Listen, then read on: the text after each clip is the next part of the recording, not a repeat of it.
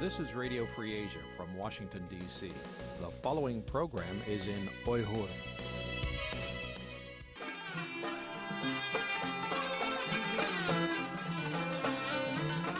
Erkin Asya Radyosu.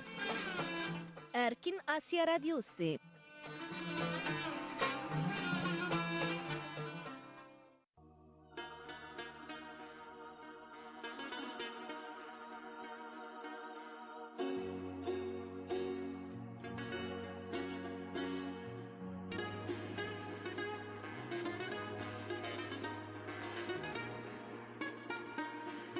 Assalamu alaykum, hörmətli radio dinləyicilər. Anlatışımızğa xoş gəldinglər. Anlayatqanыңlar Erkin Asiya Radiosuning 1 saatlik Uyg'urcha anlatışı. Amerikaning poytaxti Washingtondan anlatış beryapmiz. Bugun 2024-yil 9-oyning 10-kuni, seshanba. Men bugungi programma riyosatchisi Nur Iman. Hörmətli radio dinləyicilər, bugungi programmamizni tövəndikidək o'rinlashtirdik. Aldı bilan kundalik qisqa xabarlar sahifasi diqqatingizda bo'ladi. Andan vaqa va mulohiza sahifamiz bo'yicha anglatish beramiz.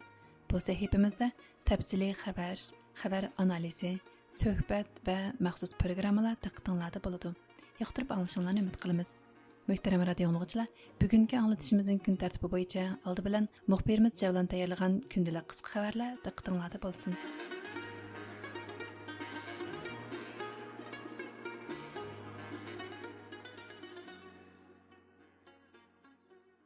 Doktor Gülşen Abbas'tan tutulğanlığı ve izdiraksiz yok qilib etilganligiga 6 yil bo'lgan bugungi kunda Uyg'ur Erkitlik Tashkiloti 10 sentyabr axborot e'lon qilib, Xitoy hukumatining Gülşen Abbas va shuningga o'xshagan millionlagan Uyg'urni darhol qo'yib berishini talab qildi. Axborotda deyilishicha 2018 yil 9-oyning 5-kuni Gülşen Abbasning singlisi, kishilik huquq faoliyatchisi Roshan Abbas xonim Hudson institutida o'tkazilgan suhbatda Xitoy hukumatining Uyg'urlarga yurgizayotgan qabih bostirishini oshkor tanqidlagan bo'lib, buningdan 5 kun o'tgandan keyin Gülşen Abbas izdiraksiz yo'q qilib etilgan. Oilasi bilan aloqasi uzilgan. 2 yilgacha uning hech qanday xabar bo'lmagan. 2020 yil 12-oyga kelganda Xitoy hukumatining uni terrorlikqa chetib, qop-qora tuhmat otib, 20 yil kesib etganligi oshkorlangan. Xitoyning bu o'ch elishi amaliyotda Xitoyning irqiy qirg'inchilik va insoniyatga qarshi jinoyatlarga qarshi chiqqan sadolarni jimaqtirish urinishining tipik misoli bo'lib qolgan. Uyg'ur Erkitlik Tashkilotining raisi Roshan Abbas xonim mundaq degan: "Bugun Hadam Gülşen Abbas nohaq tutilgan yana bir azobli xotir yili. Hadamning hech qanday siyosiy maqsadi yo'q edi. Shundaq turug'liq u Xitoy turmusida azob chekyapti. U mening Xitoyning vahshiy irqiy qirg'inchilik jinoyatini tanqidlashga jur'at qilganimning badalini o'tayapti. Albuki Xitoy bo'lsa mening ashu gunohsiz kasaljon odamni qamab ham turmaga sulab, o'zining irqiy qirg'inchilik jinoyatini isbotlab berdi. Pichoq so'ngakka yetdi. Mushunda qiyin ahvolda Uyg'ur Erkitlik Tashkiloti Xitoyning irqiy qirg'inchilik jinoyatini davomli fosh qiladi. Gülşen Abbasni va uningga o'xshagan nohaq tutilgan har bir Uyg'urni qo'yib berishini talab qiladi. Birleşken Devletler Teşkilatı Kişilik Hukuk Ali Komissari Volker Türk 9 sentyabr günü Birleşken Devletler Teşkilatı Kişilik Hukuk Kengashining 57 qitimliq yig'inida so'z qilib, kishilik huquqni qo'g'dash dunyoda cheklovga uchramaydigan har qanday huquqqa qarshi birdan-bir tayanchimiz degan. U dunyoning har qaysi joylarida bosh ko'tarayotgan mustabidlikning kishilik huquqni qurbon qilish badaliga alohida huquq va imtiyozga ega bo'layotganligini tanqidlagan. Halbuki u Xitoyning Uyg'ur elida yurgizayotgan insoniyatga qarshi jinoyatlarni nihoyatda ojiz gaplar bilan tilga ilib o'tib ketgan. U mundaq degan: Xitoy hukumati xavfsizlik va jamiyat muqimligini bahona qilib, fuqarolarning erkinligini nomuvofiq usullar bilan cheklab qo'ydi. Bu yana Xitoy hukumati ayollar huquqini qo'g'dashga va'da qilgan 30 yildan buyon ayollarning o'rnining yanada tuvan ekanligi, erlarning hokimiyatlik o'rnining ustun ekanligi haqida to'xtalgan. Volker Türk yana mustabid hokimiyat qurilmasining huquqdan qalaymaqon foydalanishning va ta'qib nazorat sistemasining kishilik huquqqa keltiradigan ziyonlarini o'tirg'a qo'ygan. Ammo buningga Xitoyni misol qilmagan. U irqchilik, ayrimchilikqa qarshi turish, ayollar va bolalar huquqini qo'g'dash, muhitni qo'g'dash qatorliq kishilik huquq talablarining jamiyat taraqqiyotiga ko'rsatadigan ijobiy ta'sirini bayon qilish bilan birga, kishilik huquqining fikr erkinligi va shaxsiy maxfiyatlikni qo'g'dashni o'z ichiga oladiganligini, to'rdagi zo'ravonlik, saxta, yolg'on uchurlarni tarqatish, g'azab, nafrat va o'chmanlikka kuch ko'rsatish qilmishlariga zarba berish kerakligini bildirgan. Volker Türkning BDT'da bergan bayonoti bo'libmi, Uyg'urlar masalasida ovozining texmi tuvallab ketganligi tanqidlarga sabab bo'lgan. Tadqiqotchi Adrian Zenis bu vaqtda X'da fikr bayon qilib, Birleşken Devletler Teşkilatı'nın doklati e'lon qilingali 2 yil bo'lgan bugungi kunda Volker Türk nihoyatda ojiz gap qilib, Şinjan'da yurgizayotgan qabih jinoyatlarni ayblash fursatini qo'ldan berib qo'ydi degan. Amerika Hindi Tinch okean rayoni oliy qo'mondoni Samuel Paparo 9 sentabr kuni Xitoy Janubiy rayon qo'mondonlik shtabining boshlig'i Vuyan bilan telefonda ko'rishib, ikki davlatning harbiy munosabatlarini qayta tangshlash va to'qnashishdan saqlanish haqida fikrlashgan. Amerika davlat radio shirkatining bu vaqtda bergan xabarda aytilishicha, bu qatimqi telefon suhbati Amerika bilan Xitoyning harbiy amaldorining ko'p yillardan beri tunji qatim o'tkazilgan suhbati bo'lib, ikki taraf o'zlari ko'ngli biladigan masalalarda fikr almashtirgan. Samuel Paparo Xitoy tarafga qilgan so'zida yaqindan buyon Xitoy armiyasi bilan Amerikaning ittifoqdoshlari orasida ko'p qatim surkilish bo'lganligini, buningda Xitoy armiyasining mas'uliyati borligini, Xitoyning cho'qim xalqaro qonun nizomlarga amal qilib, rayon xavfsizligini buzadigan harakatlarni qilmasligi kerakligini bildirgan. U yana Xitoy armiyasini Janubiy dengiz va boshqa joylarda urush taktikasini yuqori ko'tarish bahonasida xatarlik va jiddiy harakatlarni qilmaslikka chaqirgan. Xabarda bildirilishicha, Samuel Paparo'dan ilgari vazifa o'tagan oliy qo'mondon John Akolino Xitoyning Janubiy dengiz rayoni va Sharqiy dengiz rayoni qo'mondonlik shtabining boshliqlari bilan ko'rishishni talab qilgan bo'lsa-mu, Xitoy qo'shilmay kelgan. Chunki Amerika Davlat Majlisi Kengash palatasining sobiq boshlig'i Nancy Pelosi Tayvanni ziyorat qilgandan keyin Xitoy Kompartiyasi bosh sekretari Shi Jinping Amerika bilan harbiy aloqa qilishni uzib o'tgan ekan. 9-oy kirgandan buyon Xitoyning ig'vogarchiligi tufaylidan Xitoy bilan Filippinning dengiz tavalliki talashish kurashi kuchaygan. Filippinning ittifoqdoshi bo'lgan Amerika Xitoyni paylidan yenishga besim qilgan. Amerika davlat xavfsizligi maslahatchisi Jack Sullivan 8-oyda Xitoyga borgandan keyin ikki davlatning harbiy qo'mondonlari orasida suhbat o'tkazish plani asliga keltirilgan. Chet el bilan raqobat holatidagi batareyaga tayinib qilishga qarshi turish qonun loyihasi 9 sentabr kuni Amerika Davlat Majlisi Avom palatasida ma'qullandi. Amerika Xitoy strategiyalik raqobat favqulodda komitetining X hisobida uchurga asoslanganda, bu qonun loyihasi mazkur komitet 2023-yili 12-oyda e'lon qilgan doklad bilan birdek bo'lib, Amerika bilan Xitoyning iqtisodiy munosabatlarini qayta tanglashni maqsad qiladi ekan. Amerika Avom palata a'zosi Mike Garcia X hisobida e'lon qilgan uchurda mundaq degan: "Men tonishtirgan bu qonun loyihasi Amerikadagi boj topshiruvchilarning puli bilan ilib berilayotgan tadqiqotni chet el jasuslarining o'g'irlab ketishidan qo'g'dash uchun chiqarilgan bo'lib, Amerika Avom palatasi uni ma'qulladi. Biz Xitoy jasuslarining bizning afzalligimizdan foydalanib, bizga qarshi turishiga yo'l qo'ymasligimiz kerak. Bu qonun loyihasining maqsadi Amerikadagi xizmat fursati va yangi texnikalarni qo'g'dash. Shundaqla boj topshiruvchilarning haqqining kommunistik Xitoyning qo'liga tushib ketishining oldini olishdir." Amerika Xitoy strategiyalik raqobat favqulodda komiteti 9 sentabr X hisobida e'lon qilgan yana bir uchurga qaraganda, Amerika Davlat Majlisi a'zolari yana biologiyalik xavfsizlik qonun loyihasini o'tirg'a qo'yishni o'ylashmoqda ekan. Bu qonun loyihasi Amerika fuqarolarining genga munosabatlik sonliq uchurlarni qo'g'dashni, bo'libmi kommunistik Xitoyning biotexnika sohasidagi hujum planiga qarshi turishni maqsad qiladi ekan. Chunki Xitoyning harbiy texnika shirkati GBI Amerika bozoriga o'g'irlikcha singib kirib, Amerika fuqarolarining geniga munosabatlik sonliq uchurlarni to'plashga boshlagan. Bu shirkat yana Uyg'ur irqiy qirg'inchiligiga qatnashgan bo'lib, biotexnikalik vositalarni avval Uyg'urlarga ishlatib, ularning genlik ma'lumotlarini to'plagan ekan. Hurmatli radio dinləyicilər, əmdi vaqa və mülahiza səhifəmiz boyunca anlatış berimiz. Bu səhifəmizdə öz müxbirlərimiz və dünyanın hər qaysı joylaridagi ixtiyari müxbirlərimiz tayyorlagan təfsili xəbər analizi, söhbət və məxsus proqrammalar taqdimlarda bo'ladi. Yaxtırıb anlag'aysizlar. Soğuq münasibətlər urushi davrida Amerika hərbiy kuchini Sovet ittifoqiga markazlashtirgan bo'lsa, 2001-yili yuz bergan 11 sentabr voqeasidan keyin xalqaro terrorizmga zarba berishga o'tgan edi. Halbuki o'tgan 10 yilda Amerika asosli harbiy kuchini Xitoy bilan Rossiyaga taqobil turishga yo'tgan. O'tgan 20 yilda Xitoy hukumatı izchil Amerikaning terrorizmga zarba berish harakatidan foydalanib, Uyg'urlarga zarba berib kelgan. Amerika 10 yil burun asosli tig'i uchini terrorizmga emas, Xitoy bilan Rossiyaga qaratgandan keyinmi, Xitoy Uyg'urlarni terrorizmga bog'lab yo'qotishga, xalqaroning ko'zini bo'yashga urinib kelmoqda. Tövəndə müxbirimiz Cavlanның bu vaqtda tayyorlagan programmasining ikkinchi qismi diqqətinizdə bo'ladi. Arab bahar hareketi avjag'an, bo'libmi Iroq Shom islom davlati qurilib, O'rta Sharq yana bir qatim urush va terrorlik patqiga patqanda, terrorlikqa qarshi hamkorlik Amerika bilan Xitoy muzokara qiladigan masalalardan biriga aylangan. 2014-yil 8-oyda ikki taraf terrorlikqa qarshi turish dialogi olib borgan. Dialogda Xitoy taraf Sharq Turkiston kuchlariga terrorchi deb muomala qilishni talab qilgan. 2014-yili Xitoy xalq qurultiyi terrorlikqa qarshi turish qonunini e'lon qilgan. Mazkur qonun Amerika prezidenti Barack Obama Xitoyni ziyorat qilish arafasida muzokaraga qo'yilgan bo'lib, Washington pochtasi gazeti 2015 yil 3 oyda bu haqda maqola e'lon qilib, Xitoyning terrorlikqa qarshi turishni bahona qilib, kishilik huquqni dafsana qiladiganlik ehtimolini o'tirg'a qo'ygan edi. Darvaqa Xitoy 2017 yildan keyin terrorlikqa zarba berish, asabiylikni tugatishni bahona qilib, Uyg'urlarni keng ko'lamli bostirdi, o'ltirdi, majburiy emgak soldi.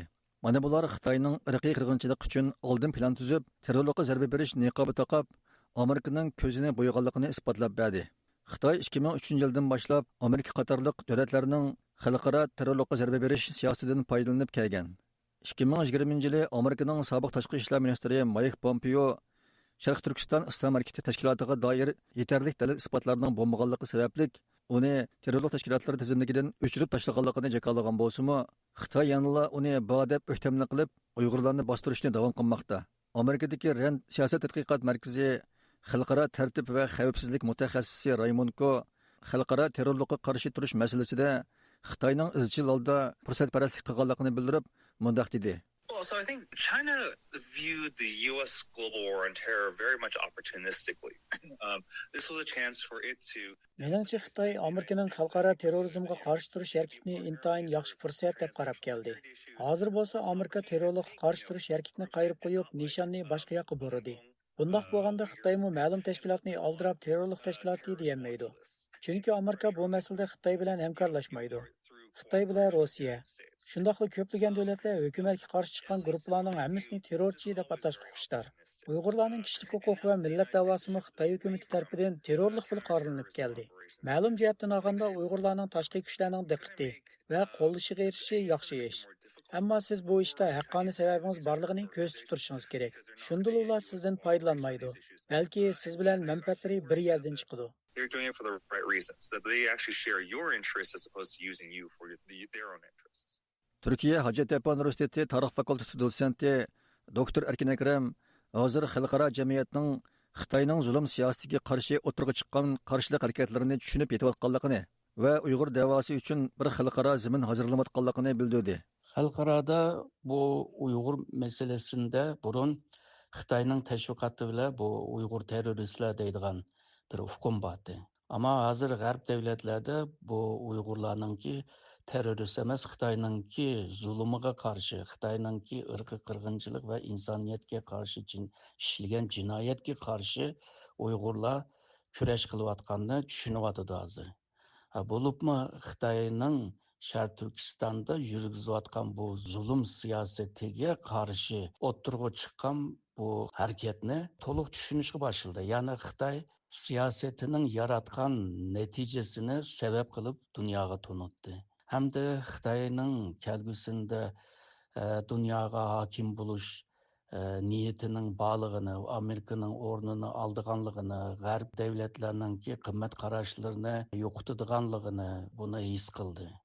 Bundaq ahvolda hamda Xitoyni asos bir strategiya nishon deb ko'ryotdi va Xitoyni tizginlashtirishga tirishyotdi. Mayli hozirgi ilib borgan siyosiy, iqtisodiy, finans, texnologiya, rayon xarakterlik ba'zi ittifoqlar hammasi shu Xitoyni tizginlashtirishga tirishyotdi.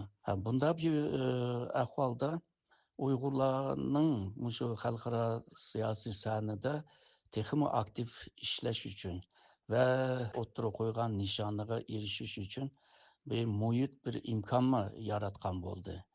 Amerika 2014 yildan boshlab asosliq diqqat nuqtasini terrorlikqa zarba berishga emas, Xitoy bilan Rossiyaning tahdidiga qaratgan bo'lib, bugungi kunda Xitoy bilan Rossiyaning birlashib Amerika va g'arb davlatlariga qarshi ittifoq tuzishi Amerikani cho'ng davlatlar raqobatida utib chiqishga majburlagan muhim sabab bo'lib qolgan.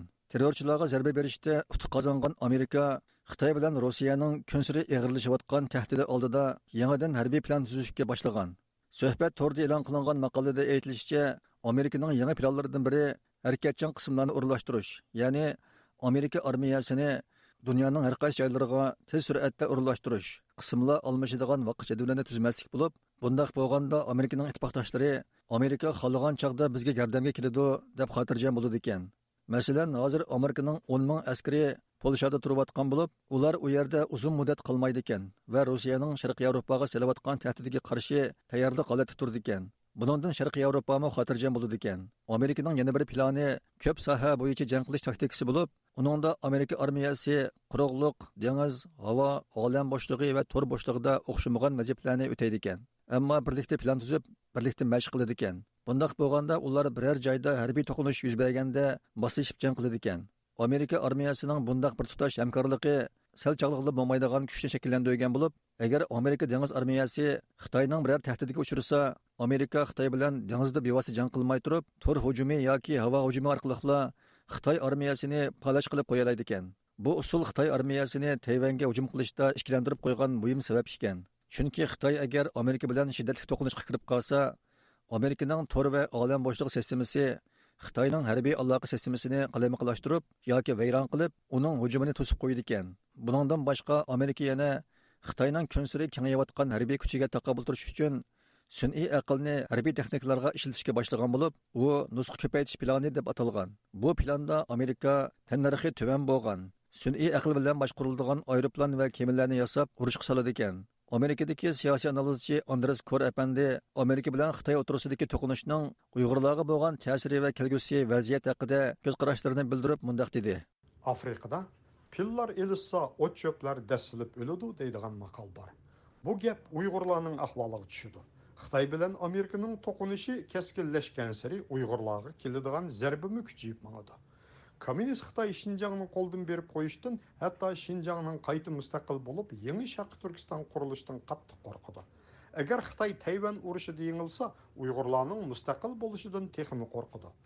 Xitoy armiyasi bu urushda mag'lub bo'lgandan keyin ojizlab Sharqiy Turkiston va Tibetdagi to'polonni besiq tura olmay qoladi. Agar bu to'polon chet elning yordamiga erishsa yoki Beijingda qaytadan kuchli bir demokratiya harakati qo'zg'alsa, uni texim besiq tura olmay qoladi. Amerikaning o'z diqqatini qaytadan Xitoyga markazlashtirishiga ergishib, Xitoy kommunistlari o'z hokimiyatining g'olab tushishidan emas, Xitoyning parchalanib ketishidan qattiq ansiramoqda. Sovetning parchalanishini ko'rgan Xitoy kompartiyasi o'zining o'xshash taqdirga duchor bo'lishini xohlamaydi. Dal shundoq bo'lganligi uchun navbatda Amerika Xitoy munosabatidagi yirikliklarni sho'rdigan holda o'tirg'a chiqayotgan surkilish va yumshash vaziyatining takrorlanishi bu holning reallikdagi inkosi sifatida mavjud bo'layotganligi ma'lum. Xitoy tarafmi Amerika armiyasining bu jihatdagi umumiy ahvolidan yaxshi xabardor bo'lganligi uchun ularning Amerika bilan munosabatimi ehtiyot bilan ish ko'rish prinsipi bo'yicha davom qilib kelmoqda.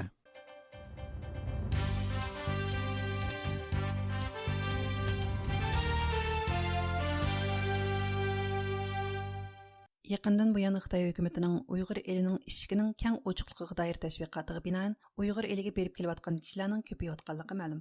Chet ellardagi Uyg'ur jamoati orasida kuchli munozaraga sabab bo'layotgan bu masala yaqinda Amerika davlatlik ommaviy radiosining maxsus programmasida tilga ilingan. Tövəndə diqqətinizlə muxbirimiz İradaning bu vaqtdagi tafsiliy xabarida bo'lsin. Yaqindan buyon Xitoy hukumati Uyg'ur elidagi irqiy qirg'inchilik va insoniyatga qarshi jinoyatlarni yoshirish va oqlashga munosabatlik tashviqotlarni kuchaytirayotgan bir paytda uning bu harakatlariga moslashib berayotgan Uyg'urlarning ko'payayotganligi ma'lum. Chet ellardagi Uyg'ur jamoati orasida va ijtimoiy taratqularda bu vaqtdagi munozaralar ulg'ayayotgan bir paytda Amerikadagi nopozliq axborot organlaridan NPR, ya'ni Davlatlik ommaviy radiosi 25 avgust kunidagi yakshanbalik anglatishida o'z qarindoshlarini tutqun qilish deb mavzu qo'yilgan maxsus programma tarqatdi. And if they're religious, 45 minutlik bu anglatish nuqtaliq holda Xitoy hukumati Uyg'ur elida yo'lga qo'yayotgan irqiy qirg'inchilik va insoniyatga qarshi jinoyatga sherik bo'layotgan Uyg'urlar ustiga markazlashgan. Programmada ismlik yoki ismsiz bir qancha Uyg'urlar ziyorat qilingan. but in my reporting, I've had help making contacts through an important source, a Uyghur writer and activist. My name is Abdulwali Ayub. I'm from Davlatlik ommaviy radiosining tonilgan muxbiri Emily Fong tayyorlagan bu programma aslida Uyg'ur ana til faoliyatchisi Abduvali Ayubning Uyg'ur qirg'inchiligidagi Uyg'ur pechkalar nomli tashrish dokladiga asosan tayyorlangan bo'lib, bu programmada o'rnagan kishilarning hammasi Abduvali Ayub tomonidan ziyorat qilingan. Biz bu munosabat bilan Abduvali Ayub apandini ziyorat qildik. Uning radiomizga deyishicha, u hozirgi Uyg'ur diasporasi yuzlashayotgan bu masala, jumladan chet ellarda yashayotgan bir qism Uyg'urlarning Xitoyga berib kelib tashviqotning bir parchasiga aylanishining oqibatidagi sababni izlab beqish maqsadida bu tadqiqotini boshlagan. Asli bu programmaning boshlanishinin sebebi Bu mening o'zimning bir projekti bu. Pulni o'zim chiqardim, o'zim qilgan bir projekt. Bunda nima bor desangiz, mush Uyg'urlarningki Xitoyga qaytishi bilan chet ellar o'tirsidagi bu to'xtamay o'kidek o'tishib turgan bu ishningki Pokiston nima deganni bir aniqlab bakmoqchi bo'lgandim men.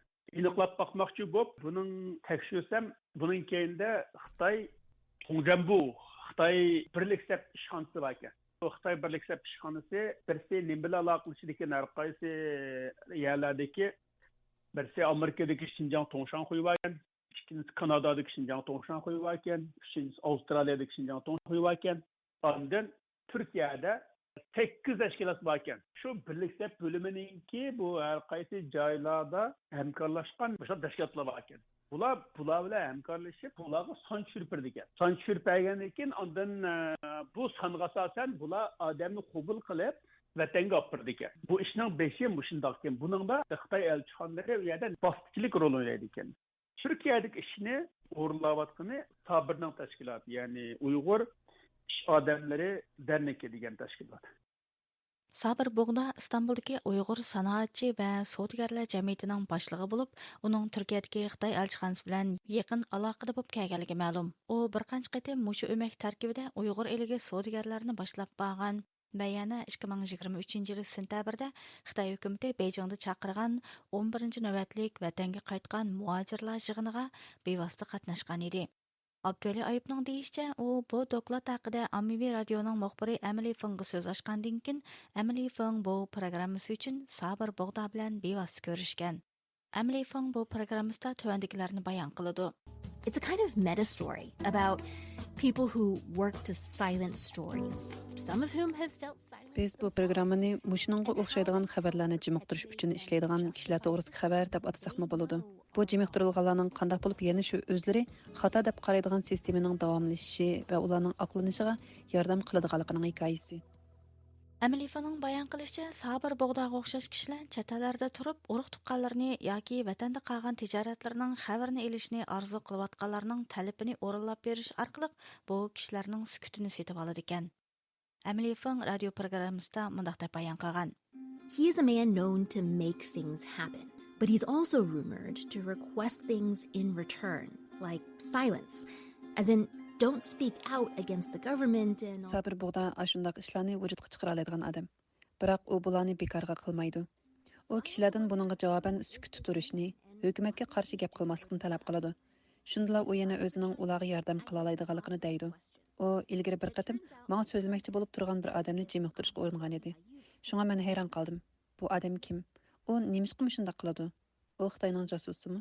And Sabir was really skillful in sidestepping every question lobbed at him about whether he's a spy. He does not deny he works with Chinese officials. Emily Fengning bayon qilishicha, Sabir Bog'da uning Xitoyning jasusi yoki emasligi haqida qo'ygan har bir savolidan o'zini intayin ustulik bilan qochirgan. Sabir Bog'da o'zining Xitoy hukumati bilan yaqindan hamkorlashadiganligini inkor qilmagan bo'lsa-mu, biroq o'zining jasus yoki emasligi haqidagi savolga javob bermagan. U hatto so'zining bir qismida Uyg'urlarning hozirgidek vaziyatda bo'lishi sababsiz emas deb qaraydiganligini o'tirg'a qo'ygan. Biz Sabir Bog'da ismli bu kishining o'zining inkosini bilib beqish uchun uning bilan aloqa qilib, uning yuqoridagi baholarga qanday inkos qaytaradiganligini so'rdik. Sabir Bog'da apandimi? Efendim buyurun. Biz sizning o'zingizning bir ko'z qarashini apaqay deb telefon qilishimdi. Göz karışım yok rahmet. Nimishqa ko'z qarishingiz yo'q, siz to'g'riliq degan gaplar bor ekan. Yok desem yok. Ben zaten göz karışım bir kadın verdim. U bizning savollarimizga javob berishni rad qildi. Abduvali Ayıpның radiomizga deyishicha, Xitoy hukumati hozir chet ellardagi Uyg'urlarni birga shu kishining yurtlaridagi mahalliy boshqarish komitetlari orqali boshqarsa, yana birga mushu xil atalmish muhojirat tashkilotlari orqali boshqarmoqda ekan. Xitoy chet eldagi Uyg'urlarni qanday kontrol qilyapti? Albatta, yerda hozir shochi deydi ekan bular, o'zining mahalliy komitetar orqali kontrol qilayotganligini bilmas. Lekin eng muhimi bu yerda boshqara kontrol qilayotgan har qaysi davlatlardagi Xinjiang Tongshan Xoy degandek bir tashkilotlar orqali o'rlaydi ekan bu ishni. Xitoy elchixonasi Xitoy markaziy birliklar bo'limi bilan hamkorlashib Uyg'urlarni o'ziga moyil qilyapti. Buni Xitoyninki men tekshirib baksam bunu Tongjan Duşang deydi. Bunda kıyık adamını Tongjan kıldık deydi iken bu. Xitaylı'nın mahsus atılgısı var iken bunun hatta. Mançilek Uygur'unu Tongjan kılış hakkında bunun vazifesi var iken elçihanlığın ki. Her qaysi devletlerdeki Xitayperest Şinjan Tongshan Xoy degandek bir tashkilotlar orqali qurilaydi ekan bu ishini. Ham bu tashkilotlar shu Xitoy elchixonasi alaqchi hozir xeyli g'alabalik ishlarni qildi. Ba'zi davlatlarda Turkiyadagi tashkilotlar bor, Avstraliyada, Kanadada, Amerikada, lekin ba'zi davlatlarda yo'q, lekin shaxslar bor. Әмілі Фаңның радио программасында Сабыр Боғданың ұйғыр тижаретчілер вәкіллер өмігі қармағыда Қытайға берішіне вә шу арқылық лагерлар башланыштан ilgari қап қаған тижаретini тырылдырып білішіне арзу қылып атқан бір ұйғыр саудагер хақыда тоқталған. У ұйғыр саудагер Сабыр Боғдаға iltimos qilib Xitoyga berishga tizimlatgan bo'lsa-mu, biroq uning viza iltimosi Xitoy elchixonasining tasdiqidan o'tolmay viza ololmagan. Bunun bilan onun Sabır Boğda bilan bo'lgan aloqasimi uzilib qolgan. 只能跟国内的人打交道呀，没办法。土耳其更麻烦。 Radio programmasida ismi Me deb tanishtirilgan bu savdogar bo'lsa, Xitoyga bormoqchi bo'lishini xato deb qaramaydiganligini. Chunki chet elda jon beqish, oilasini beqish uchun Xitoy bilan aloqa qilishdan boshqa yo'li yo'qligini aytib, o'zini aqlagan. Ma'lum bo'lishicha, hozir Turkiya, Avstraliya, Kanada, Amerika va shundaqla har qaysi Yevropa davlatlaridan Uyg'ur eliga berib kelayotganlar ko'payayotgan bo'lib, ularning bir qismlari bundaq sayohatchilikning aktiv tashviqotchilariga aylangan. Abduli Ayub efendi bu vaziyatni bağlab, Xitoyning Markaziy Birlik sap bo'limining qo'li orqali yurgizilayotgan bu sayohatchilikning Uyg'urlarni ikkiga bo'ladigan muhim masala bo'lib qolganligini aytdi. Biz dastlabda Xitoyninki zulmü taqabul turish uchun yo'lga chiqqandik. Endi Uyg'urlarga taqabul turish majbur bo'lyapmiz. Chunki ularmi hozir mush nimada o'tirda tashkilotlarni qurib, tashkilotlanib bularmi chiqqan shu Jang Chunshanning siyosati bu. Dinga orqali taqabul turish, madaniyatga madaniyat orqali taqabul turish, urf-odatga urf-odat orqali taqabul turish deb. Demak, bu endi Xitoylar bu yerda nima qilmoqchi desa, birlik sap orqali Uyg'urlarning ko'nglini mayil qilib, Uyg'urlarni tashviqot qilish uchun mush ishni qiladi. U so'zi davomida yana o'zi tayyorlagan bu dokladning Amerika ommaviy radiosida bir programma bo'lgandan sirt, eng muhimi uning Xitoyning tashviqotiga moslashgan Uyg'urlar xotiriga ilingan bir paketlik hujjat bo'lib qolganligini eskartdi va bu bizning vazifamiz. Kelgusida bu hujjatlik paketlar o'tirg'a qo'yiladigan kunlar cho'qim keladi deb ko'rsatdi. Eng ilqi nim qilganim nim bo'ldi desangiz xo'sh o'g'il. Mushi ishninki xotirlanib hujjatlashtirilganligi bo'ldi. Chunki hammadan o'zining qilganlari to'g'riliq hisob berdi. Men shuning ishi nima? Biz shu beriladigan hisob uchun paket to'plag'uchi. Bu paket to'plag'liq bu hisob ilinadigan kun kelgan chog'da paketlar albatta sudda sunuldi bu narsa. Bizning qilayotgan ishimiz yolg'iz hozirgi mezgildagi Uyg'urlarning badini yig'izlarini anglatish emas, balki kelgusidagi ichiladigan sudga tayyorlik qilish. Bu sudda ba'zi jinoyatchilar bo'ldi, ba'zi shirik jinoyatchilar bo'ldi, ba'zi agashim jinoyatchilar bo'ldi. Biz shu bosh jinoyatchi, shirik jinoyatchi va agashim jinoyatchilar jinoyat arxivlarini to'playapmiz. Hurmatli radio tinglovchilar, bu programmani Irada tayyorladi.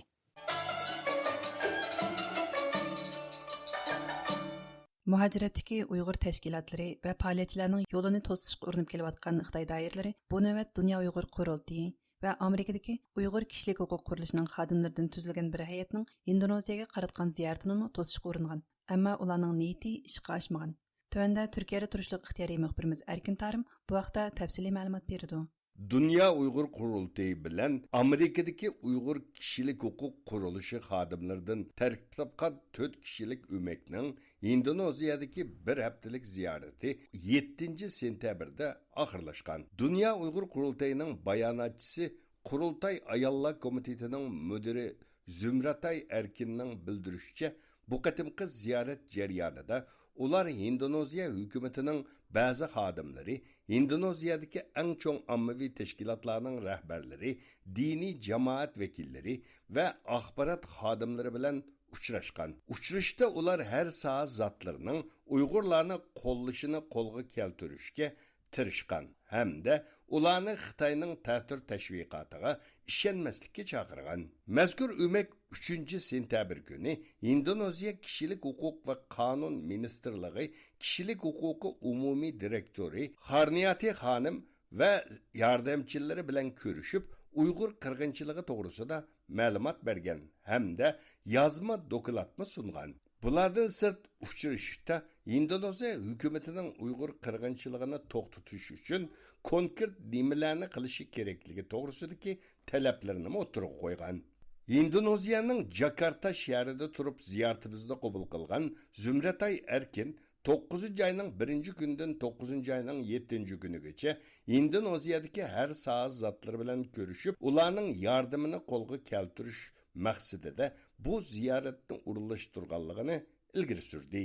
U bu haqda bundaq dedi. 2 yılın aldıda BDT'nin kişi hukuk kengeş yığınında bir Uygurlar to'g'risida tunji bir qarar sunulgan chaqda Indoneziya bu qararga qarshi chiqqan. Shuningga bizning maqsadimiz mushu hukumatning bu pozitsiyasini, Uyg'ur masalasiga bo'lgan pozitsiyasini o'zgartirish va mushu ommaviy tashkilotlarning ichidami va islomiy tashkilotlarning ichidami Uyg'ur masalasini ko'tarib chiqadigan organlarni ko'paytirish uchun asos maqsad bilan kelgan. Bu programlarimiz muvafiq shaklda oxirlashyotdi. Erta bizning eng oxirgi kunimiz bo'ldi bu yerda. Dünya Uyghur Qurultayı'nın Xitay İşleri Komiteti Müdürü Adil Abdukerim Efendi bu qatimqi ziyaretki iştirak qilgan kişilerinin biri. Aytishcha, bu jarayonda Indoneziya parlamentida bir qator uchrashish faoliyatları planlangan bo'lsa-mu, Xitoyning besim bilan qisman uchrashishlar bekor qilingan. Bundan boshqa yana parlamentda bizning bir necha ko'rishimiz bo'ldi, parlament a'zolari bilan boshqa bir necha ko'rishlarimizni iptal qilib etdi. Şu gün etigen saat 9'da bulduğun nesne, şu saat 8'de vallahi pek murakkab. Biz bu qatim görüşmekler, qatim görüşeylerdi, uçur geldi. Nağanki Xitaylarınki bu yerden aiti ağır tesiri varken, bu yerden hem de bizdeki çeklik nimimiz bilen hem de kurultay olsun meyli, ya ki Uyghur kişilik projekt olsun. Biz bir yılda bir qatim kelgen bilen Xitay'nın bu yerde daim turduğun konsulxanası, elçixanası ve başka bir muncha özünün teşkilatları var. Şuna bakarken o Hakikaten biz kim bilen kelip görüşüp kettik, şunun hemmisine ait kızıkıp, qetirqinib ashlarning hammasini birdan biz ketgan izlab, hattoki har xil avaslar bilan ularni o'zininki sepiga qo'shib olishi tabiiy gap hamda bu qirg'inchilikdan burunmi Xitoyning ta'sirini ayta kuchli bo'lgan bir rayon bu. Shuna bo'lgandan keyin hamda haqiqatan bu jihatda g'ayrat qilishga ehtiyojimiz borligini his qildim men. Zümretay Erkin Xitayning bütün gücü bilan Dünya Uyghur Qurultayı bilan Uyghur kishilik huquq qurilishi mas'ullaridan tarkib topgan heyetning Indoneziyadagi faoliyatlarini to'sishga tirishgan bo'lsa-mu, muvaffaqiyatlik bo'la olmaganligini o'tirib qo'ydi.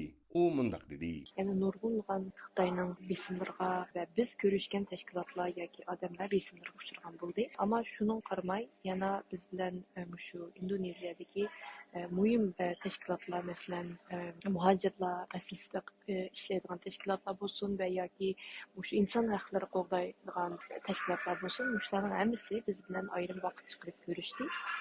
Undan so'ng biz bu qitimki ziyoratimizni parlament a'zolari bilan ko'rishga fursat bo'ldi. Shunchalar Xitoyning besimi jiq bayadimi, bundan qaramay, yana biz bilan ko'rishgani nihoyat bir kuchli bir avatilgan signal deb bilamiz. Uyg'ur kishilik huquq qurilishining müdiri Ömer Qanat Efendi, Uyg'ur kishilik huquq qurilishining programma direktori Peter Irving Efendi, Dünya Uyghur Qurultayı xodimlaridan Zumratay Erkin ve Adil Abdukerim Efendilerden terkip topgan heyetning Indoneziyadagi ziyarati 9-ayning 7-kuni kechqurun muvaffaqiyatli oxirlashgan.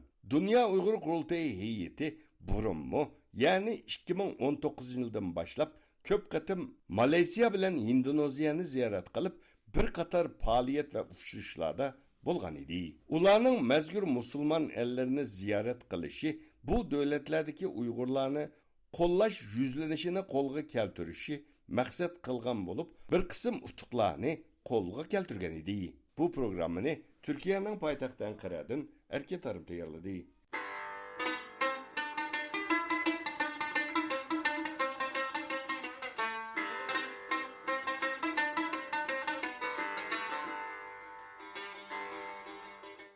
London Universitetining Sharqshunoslik va Afrika tadqiqot instituti 4 sentabr kuni maxsus mukofotlash murosimi o'tkazib, turmadagi Uyg'ur ziyolisi professor Rahila Davudning Uyg'ur etnografiyasi va madaniyat tadqiqotiga qo'shgan tuhfalari uchun faxriy doktorlik unvoni berilganligini e'lon qildi. Antropolog Rahila Davudning Amerikadagi qizi Aqida Po'lat va uning kasbdoshlari bir xalqarалық universitet tarafidan berilgan bu e'tirof qilinishning yolg'iz Rahila Davudga emas, balki o'xshash qismatga uchragan barliq Uyg'ur ziyolilarining unutilmaydiganligini ifoda qiladigan simvollik ahamiyatga ega ekanligini bildirdi. Tövəndə muxbirimiz Gülchehraning bu vaqtda tayyorlagan programmasi diqqətinizdə bo'ladi. Angliyadagi dаңlıq universitetlardan London universitetining qaramog'idagi Sharqshunoslik va Afrika tadqiqot instituti SOAS'da 4 sentabr kuni o'tkazilgan universitetning bu yilgi o'qish bitirish marosimida maxsus yana xalqarodagi o'xshamagan sohalarda natija yaratgan va alohida tuhfalar qo'shgan 7 nafar dаңlıq shaxsga faxriy unvon berish faoliyati elib berilgan. Güldiras alqış sadalari ichida e'lon qilingan bu alayda unvonga erishgan shaxslarning ichida Uyg'ur insonshunos professor Raila Davudning ismi bor edi. Uningga adabiyot fanlari faxriy doktorlik unvoni berilganligi e'lon qilinganda, uning haqida qisqacha bundaq tunishtirilgan. Uyg'ur etnografiya professori Raila Davud Uyg'ur madaniyat miroslari tadqiqotiga qo'shgan tuhfasi bo'libmi Uyg'ur mazar madaniyati tadqiqoti va yangi bir avlod Uyg'ur insonshunoslari va folklor tadqiqotchilarini tarbiyalashdagi alayda xizmatlarining hurmati uchun bu sharafli unvon taqdim qilindi. Professor Raila Davud 2017 yılı 12. ayda Şinjan'daki diniy oshqullikqa zarba berish jarayonida Xitoy doiralari tarafidan qo'lga ilingan. U hozir muddatsiz qamoq jazosiga hukm qilingan. Mazkur mukofotlash marosimida Uyg'ur olimi Raila Davudning sharaf sahnasidagi o'rni bo'sh qolgan bo'lsa-mu, Raila Davudga vakolatan uning Amerikadagi qizi Aqida Po'lat bu sharafli unvonni qabul qilib, minnatdorligini videolik nutqi orqali yetkazgan. Thank you for giving me the chance to accept this award on behalf of my mother. My name is Aqida. Bu murosim ahlini ta'sirlantirgan bu nutqida mundaq degan. Apam Raila Davud turmaga qamalganiga 5 yildan oshdi. Apam bugun faxrlik holda bu sharafga ega bo'ldi. Ammo turmadagi apam o'zining jafoliq tadqiqot va xizmatlarining bu sharaflik e'tirofga erishganligidan bexabar holda. U o'zining bu kasbiy yutuqlarini oilasi va do'stlari bilan tang tabriklayolmaydi. Men shundoq bir kunning keladiganligini, uning erkinlik chiqib, erishgan sharaflarini o'z ko'zi bilan ko'rishini, oilasi bilan jam bo'lishini tilab kelmoqdaman. Opamga bu sharafni loyiq ko'rganliginglar va opamning erkinlik chiqishi uchun davomli uni qo'llab, uning uchun adolat talab qilayotgan har biringlarga cho'nqur rahmat aytaman. Who has supported her and who continues to raise awareness on her situation. Xitoy hukumatining Uyg'urlar ustida davom qilayotgan qirg'inchiligi jarayonida Uyg'ur diyoridagi har kasb yetishib chiqqan, ko'zga ko'ringan bilim odamlari va ziyolilar eng qattiq zarbaga uchragan to'plik sifatida dunyoda diqqat qo'zg'ab kelayotgan bo'lsa-mu, 2017 yildan buyon og'ir qamoq jazosiga hukm qilingan va izdiraksiz yo'q qilingan nurg'unlagan Uyg'ur ziyolilarining taqdiri to'g'riliq hozirga qadar hech qanday xabar yo'q. Әні шулардан бірі, мұддассыз қамақ жазасыға hüküm qilingan folklor va insonshunoslik sohasida tonilgan mutaxassis Raila Davud hisoblanadi. Xitoy doiralarining doktor Raila Davudga bo'lgunchilik va davlat bexatarligiga xavf yetkazish jinoyatini ortib, muddatsiz qamoq jazosi berganligi ma'lum bo'lsa-mu, ammo uning yaqinqi ahvoli noma'lum. London Universitetining Sharqshunoslik va Afrika tadqiqoti institutining professor Raila Davudga adabiyot fanlari bo'yicha faxriy doktorlik sharafi berish iltimosini sunguchi professor Rachel Harris xonim ziyoratimizni qabul qilib mundaq dedi. I am really happy that my university has given this honorary award to Rahila Davud. Мен университетіміздің Райла Даудқа бұл шәрәплік unvanını тәқдім etkəndən xoş болдым. Xitay оқучыларның тәсірі зор болған бұл университетның Uyğurlar vəziyyətini nəzərdə tutub və onu tonub Raylaga bu unvanı təqdim qilishi asan emas deb o'ylayman. Shundaqla bu ularning qilishga tegishli burchi deb qarayman. Chunki Rayla men bilan birlikda ilgari London universitetining sharqshunoslik va Afrika tadqiqot institutining Uyg'ur madaniyati tadqiqot turlariga qatnashgan bir tadqiqotchi. Shundaq bo'lganligi uchunmi bu orqali universitet uning to'hpalarining unutilmaydiganligini ifodalash mas'uliyati bor. Rayla Davudning kasbdoshi va do'sti bo'lgan Uyg'ur musiqa tadqiqotchisi, London universitetining sharqshunoslik va Afrika tadqiqot institutining professori Raychal Haris xonim, Rayla Davud tuyuqsiz g'oyib bo'lgandan buyon uning erkinlik chiqishi va uning kasbiy emgaklarining dunyo ilm sohasida yanada e'tirof qilinishi uchun to'xtamay harakat qilib kelayotgan shaxslardan biri. Raychal Haris xonim institutiga sungan iltimosida Raylaning bu universitet rahbarlik qilgan tadqiqotga qatnashib, ajr singdirganligini alayda tilga ilib, mundaq yozgan. Rayla Uyg'ur diniy an'analari haqida tangdoshsiz etnografiya sirlari, rasmlar va hujjatlarni to'pladi. Sharqshunoslik va Afrika tadqiqot institutida biz yana xalqaro madaniyat sohalari bilan hamkorlashib, uning to'plamini to'g'ri arxivlashtirib va to'rda oshkorlab, bu mo'l madaniyatning aslimisini yo'qotib qo'ymaymiz. Men professor Rayla Davudga tadqiqot, o'qitish va Uyg'ur xalqining madaniyatini hikmi yaxshi tushunish uchun qo'shgan zo'r to'hpalarini taqdirlash uchun adabiyot fanlari faxriy doktorlik unvoni taqdim etilishini talab qilaman. Raychal Haris xonim Rayla Davudga berilgan faxriy doktorlik unvonining ahamiyati haqida to'xtalib, mundaq dedi. So I approached SOAS more than a year ago and asked if the university could give her this award. The reason I did that Мен London Universitetining sharqshunoslik va Afrika tadqiqot institutiga Rayla Davudga bu unvonning berilishini talab qilib iltimos sunganimga 1 yildan oshdi. Mening uning bilan do'st va kasbiy hamkorlik o'rnatgan bir shaxs bo'lish sifatim bilanmi shunday qilish burchim bor. Uning o'zining unutilmaganligini bilishi nihoyat muhim va uning buningdan xabardor bo'lishini umid qilaman. Yana bir sabab bo'lsa, u Xitoy hukumat tarafidan adolatsizlik bilan uzun yillik qamoq jazosiga uchragan nurg'unlagan Uyg'urlar va Uyg'ur ziyolilar simol bo'lganligi uchun bu berilgan sharaf faqatla bir shaxsga xos bo'lmasdan, balki bu orqali dunyo ilm sohasining nurg'unlagan ziyolilar va ularning to'hpalarining unutilib qolmaydiganligini, Xitoyning bu kishilarga qaratgan ayblashlari va jazolashini qabul qilmaydiganligini ifoda qilish ahamiyatiga ega. The world does not accept the charges against them and that their work is still valued. Bultur, yani 2023 yılı 9. ayda London Üniversitesi Xitoy hukumati tarafidan muddatsiz qamoq jazosiga hukm qilinganligi jazmlashgan professor Rayla Davudni darhol qo'yib berish to'g'riliq bayonot e'lon qilgan edi. Ular bayonotida Uyg'ur folklor va an'anaviy madaniyati to'g'risidagi tadqiqotlar bilan keng tonilgan professor Rayla Davud ilgari London Universitetining sharqshunoslik va Afrika tadqiqoti instituti bilan bir qism tadqiqot turlarida hamkorlashgan edi. Uning umrlik qamoqqa hukm qilinganligi xabari kishini ichindirdi. Biz uning darhol va shartsiz qo'yib berilishini talab qilamiz deb ta'kidlangan edi. Rayla Davudning Amerikadagi qizi Aqida Polat ziyoratimizni qabul qilib, opsi erishgan qo'llash va sharaflardan faxrlangan bo'lsa-mu, ko'nglining yerim ekanligini yo'shira olmadi.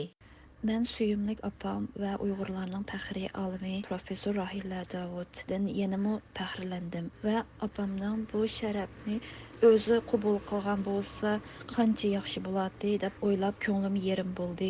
Men bu mukofotni opamga vakolatan qabul qilganimda uning yolg'iz opamga emas, yana opamga o'xshash Uyg'ur millati va Uyg'ur madaniyati uchun xizmat qilgan millat sababidan Xitoy tarafidan turmaga solingan kishilarga berilgan bir mukofot deb o'ylayman. Shundaqla bu menga ham barliq Uyg'urlarga umid va ilhom berdi. Professor Rayla Davudga bunundan ilgiri Belgiya Brüssel Erkinlik Universiteti tarafidan 2023 yılı 15 dekabrda faxriy doktorluk unvoni berilgan edi. Rahila Davudning eng gavdalik ilmiy emgaklarining biri 2001 yili nashr qilingan Uyg'ur mazar madaniyati tadqiqoti nomli asari bu sohadagi nopozliq asarlarning biri deb qarilib kelmoqda.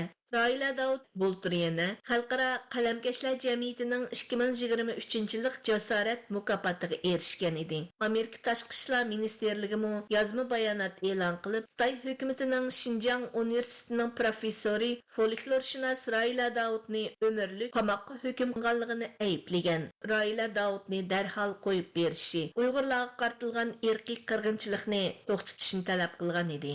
Muhaciratdagi Uyg'urlar va Railaning vaziyatiga ko'ngil bo'lib kelayotgan ilm sohasidagi kishilar London universitetining sharqshunoslik va Afrika tadqiqot instituti tarafidan Raila Davudga faxriy doktorlik unvoni berilganligini olqishlagan bir vaqtda yana ular bu xil e'tirof qilinishlarning uning qo'yib berilishida rol o'ynashini kutmoqda.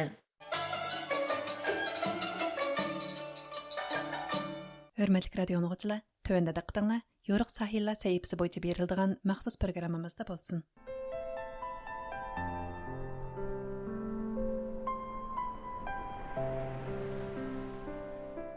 Assalamu alaykum, hörmətli radio dinləyicilər.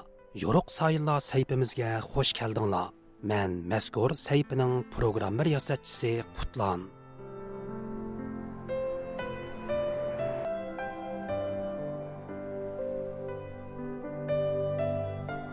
1965 yılı 6 ayının 14 günü bir ömür vətəni üçün tipirliğan bir otluq yürək soqışdan toxtaydı. 64 yıllık qısqığına hayatığa 1930 yıllardaki Xotan inqilabının yol başçılığını, Şərqi Türkistan tarixidən ibarət büyük bir abide əsərinin müəllifligini, Xitoy tarixchilari bilan bo'lgan murassasiz qalam kurashlarni, shundaqla muhojiratdagi vatan davosining mushaqqatlik jarayonlarini sig'dirgan bu kishi vataniga tutashgan armonlari ilkida bu dunyo bilan vidolashidi. Bu kishi 20-asr Uyg'ur tarixidagi buyuk bir shaxsiyat Muhammad Emin Bug'rodir. Qadrli radio anglag'uchilar, Tövəndə diqqətinizə Muhammad Emin Bug'ro və onun kurash hayotiga bag'ishlangan maxsus radio programmasida bo'lg'ay.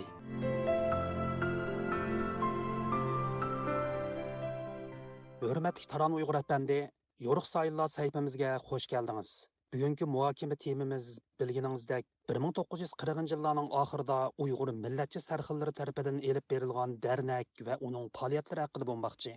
Әмді дәрнәк Алтay nəşriyyatını mərkəz qılğan milletçi sərxillarının muhakeme munbiri buluş sübütü bilən qaçan, qandaq şaraytı quruldu. Bu haqda qısqacha məlumat berib ötken bolsunuz. Şərq Türkistandakı 1940 yillardakı vəziyyətiga nazar salgan bolsaq, türlük namlardakı oxşamagan köləmdəki ən mühimi oxşamagan siyasi ideologiyani chiqish qilgan siyasi ijtimoiy tashkilotlarningki, jamiyatlarningki hatto xufiyona bo'lsa ba'zi siyosiy partiyalarningki mavjud ekanligini ko'ra olamiz.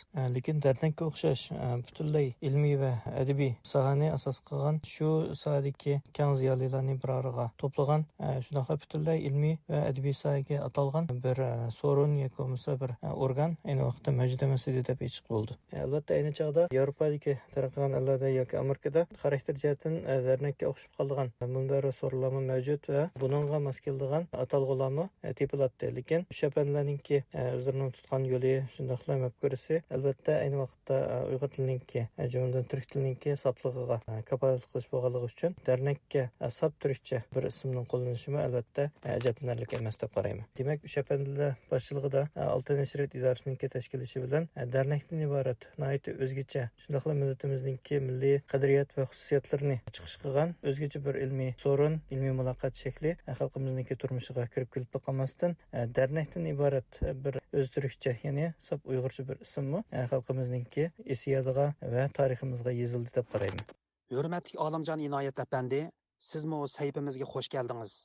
Әмді сізмі дәрнәк haqida qisqacha ma'lumot berib o'tsangiz, ya'ni Алтay nəşriyyatı qarmog'ida qurilgan bu ilmiy munbarga nima uchun dərnək degan turkcha nom qo'llanilgan? Üç Efendiler tarafından kurulgan Altay Neşriyatı karmıgıda Erk geziti bilen birge yine dernek dep atalgan bir ilmi cemiyet tesis kılıngan idi. Muhammed Emin Buğra'nın Erk gezitinin 1949 yılı 20 Mart günüdeki sanıda derneknin bir yıllık münasebeti bilen elan kılıngan dernekten ilmi bayanat namlık dokulatı karganda bu dernek 1948 yılın Mart ayında kurulgan. Bu mezgilde Şarkı Türkistan'da milletçiler Altay Neşriyatı, Erk geziti ve dernek etrafında uyuşup hareket kılıvatkan idi. Buğra'nın aytışça söz temisi derneknin ismi Bilim Derneği idi. Derneknin kuruluş maksatı bilgenler bilmegenlerini özünün ilmi ozuku bilen ozuklandırıştan ibaret bolgan. Muşu maksat boyunca dernek ilmi leksiya sözleş, şiir okuş ve nakşı usul katarlık faaliyetlerini elip bağan. Her sahadaki ilim adamları leksiya sözleşke teklif kılıngan. Şairlar özleri yazgan,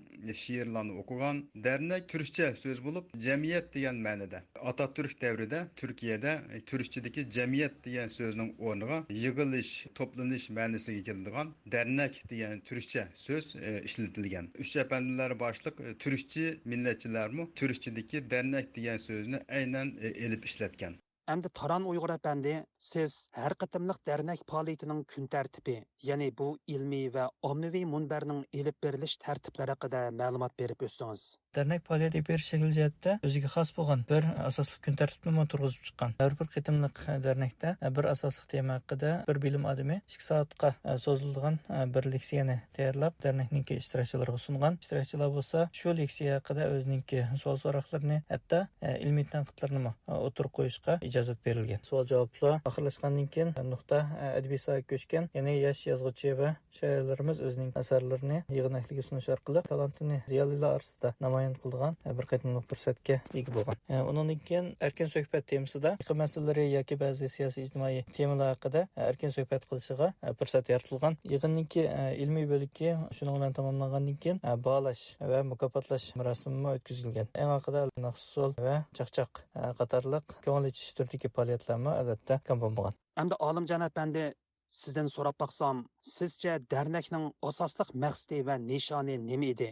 Dernek qurulgandan tortib yepilg'icha bo'lgan orliqda jami qancha maydon faoliyat olib borgan? Dernekning asosiy maqsadi Sharq Turkiston xalqini ilm-fan sohasidagi yangi tadqiqot va yangi taraqqiyotlardan xabardor qilish, xalqni bilim bilan tarbiyalash va bu orqali jamiyatni aydınlaştırışdan ibaret idi. Şuna dernek yılda 24 leksiya sözleş planı tüzüp her ay 2 kırtım ilim adamlarını leksiya sözleşke teklif kılgan. 1948 yılı Mart ayıdan 1949 yılı Mart ayıgıcı bolgan bir yıl içinde Mesut Efendi 5, Burhan Efendi 1, Abdülaziz Cengizhan 1, Abdüşşükür 1, İbrahim Muti 1, Doktor Abdurrauf 1, Polat Kadiri 2, Nemet Efendi 1, Kerem Efendi 1, Muhammed Emin Buğra 4, cemi 19 leksiya sözlengen. Bazı sebepler bilen aslındaki 24 leksiya sözleş planı amelileşmegen. Leksiya sözleşke teklif kılınan kişilerge karadigan bolsak, doktorlar,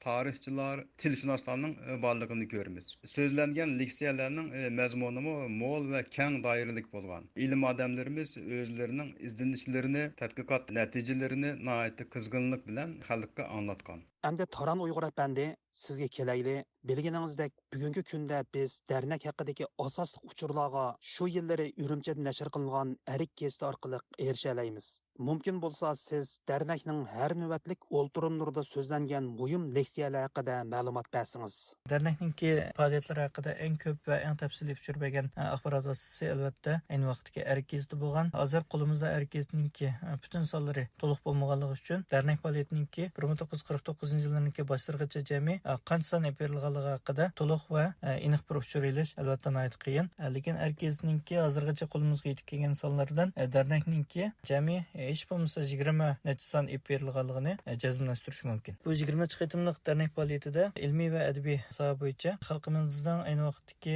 siyosiy va ijtimoiy hayotiga nihoyat zich bog'lanishli bo'lgan muhim temalarda turli leksiyalarniki berib o'tilganligini erik gezisidan bilalaymiz. Masalan, dernekninki 10 qitimliq o'ltirmada doktor Abdurauf Efendininki yuqumli kasalliklar va sil tuberkuloz haqida nomli leksiyasi o'rnashtirilgan. Shunaqla sahiya sohasi bo'yicha Massabri siflis kasalininki tarqalishi shunaqla xatar haqida leksiya berib o'tgan. Bundan boshqa dernekninki 13-navbatlik o'ltirmada Abdulaziz Chingizxon Damulla Turkiston so'zininki kelib chiqishi haqida, Ibrohim Mutiy apandi dernekninki 23-sonda Uyg'ur tilininki tarixi shunaqla ayni vaqtdagi Uyg'ur tilininki adabiy imlosi haqida nihoyatda muhim bir nutqini so'zlab o'tgan. Oxirida dernek faoliyati tilga ilingan vaqtda Mamtun Bug'ra apandininki dernekning 22-sonida atom energiyasi haqida bergan bir qitimliq leksiyasimi turli manbalarda doim tilga ilindi. Shunaqla ayni vaqtdagi bu leksiyaningki ijtimoiy va siyosiy qiymatimi nihoyatda muhim o'rin tutadi.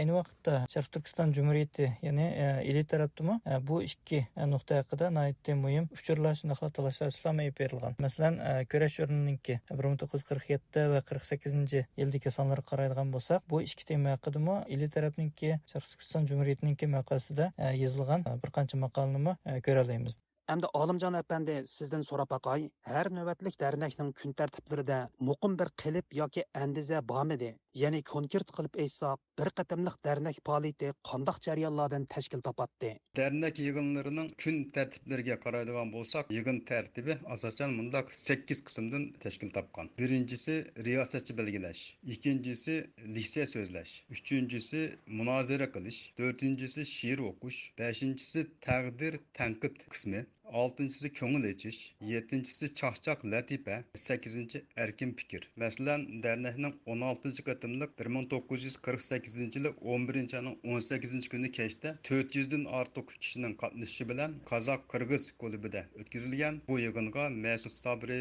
Burhan əpəndi, Muhammed Emin Buğra, Eysa əpəndi, Dəlilxan Hacı qatarlıq kişilər qatnaşqan. Yığının riyasətçisi Polat Qadiri bolğan. Məsud Sabri əpəndi təklif bilən sifilis kasalligi haqida 1 saat leksiya so'zlagan. Yig'inning she'r qismida yosh shoirlardan Uyg'ur Adil, Jo'shqun, Risolat xonim, Almaz, Musa Qurbon, Oyim Turdi, Abdurashid, Abdufattahlar o'zlarining ijodiy she'rlarini o'qib o'tgan. Әмді Taran әпәнді sizga kelayli. Ərik gezisining xabarlariga qaraganda har navbatlik dərnək faoliyatining oxirida mukofotlash va taqdirlash murosimining o'tkazilganligi ma'lum. Bu haqda qisqacha uchur berib o'tgan bo'lsangiz. Dernekninki faoliyatlarga qatnashib o'z asarlarini taqdim qilgan kishilarga ayni vaqtdagi sharoitlarga ko'ra bir qism moddiy buyumlarni taqdim qilinib, ularga ilhom berilgan. Bu mukofot buyumlari oddisi, belbog', galstuk, yog'liq qatorliqlarni tortib, toki Amerikaniki qimmatbaho siyo qalamlari va qo'l soatini o'z ichiga olgan. Masalan, Erkizliga bizilgan bir parcha xabar qaraganda 13-qadimliq dernek faoliyatida Qutlug' Turkan operasini yozuvchi Mamtun Bug'ra, Uyg'ur tilining imlo qoidalarini tuzib chiquvchi Ibrohim Mutiy, adabiyot nazariyasini tuzib chiquvchi Shukri Yolqin va ana til darsligini tuzib chiquvchi Abdulla Yaqubi, shundaqla Mas'ud apandining Niyozqiz dramasini sahnalashtiruvchi Abdurahim O'tkir apandilarga bir taldan qo'l soati mukofot berilgan. Olimjon apandi, oxirida sizdan so'raydiganim, dərnəkdən iborat bu ilm munbiri 1940-yillarning oxiridagi Urumchining muhitida, jumladan Uyg'ur sarxillarining bilim muhitida qanday bir atmosfera yaratgan? Muhammed Emin Buğra'nın aytishicha, ilim odamlari bilim dərnəgi yığınlarida o'zlarining bilganlarini bilmaganlar bilan o'rtoqlashib, jamiyatda bir ilmiy atmosfera yaratgan. Har sohada yetishgan oz sondagi ilim odamlari va ziyolilar leksiya so'zlash orqali jamiyatni oqartish uchun muhim to'hfa qo'shgan. Tilshunoslar til haqida, doktorlar tibobat haqida, tarixchilar tarix haqida leksiya so'zlagan. Natijada bu dərnək elib borgan ilmiy faoliyatlar shu davrdagi xalqning nuqtai nazarining kengayishiga, uyg'onishiga turtki bo'lgan. Taran əpəndi, əmdə sizə kelayli. Oxirida siz har navbatlik dərnəkning oxirgi bosqichida o'tkaziladigan san'at va ko'ngil etish faoliyati haqida anglarmanlarimizga uchur berib o'tgan bo'lsangiz. Dernek faoliyatininki Naqsul bölgede Sanayi Nefesayin Naqsul ömürgeninki atağlık artistleri numar gösterken planlaşçı da hemimizge tanıştık olan Qamar Hanım qatarlıq dağınıq sanatkarlarım var. Bundan başqa yana aynı vaqtda Ürümçideki türlük mekteplerden kelgen sanat öməklərimi bu dernekninki faoliyatida numar gösterişke muvaffaq bo'lgan. Bir qitimliq faoliyatda atağlık naqshchi Raziya Hanım aynı vaqtda naytı moda bo'lgan xalq tarafidan so'yib olingan kuy she'ri xatolashmasa Mamtun Bug'ra apandi tarafidan yozilgan qahramonlar biz namlıq naqsini o'rnab berishga taklif qilingan.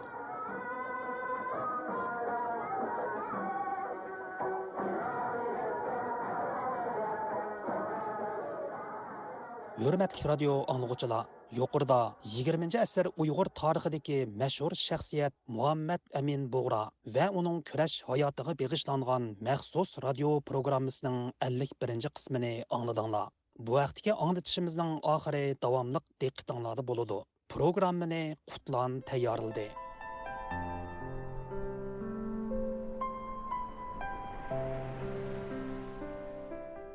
Qimmatlik radio anlıqçılar, şunun bilan Yoruq Sayınlar sahifəsinin bugünkü anlatışı bu yerda oxirlashdi. Sahifamizning kelar haftalik sonda ko'rishayli. Xushvaqt bo'linglar.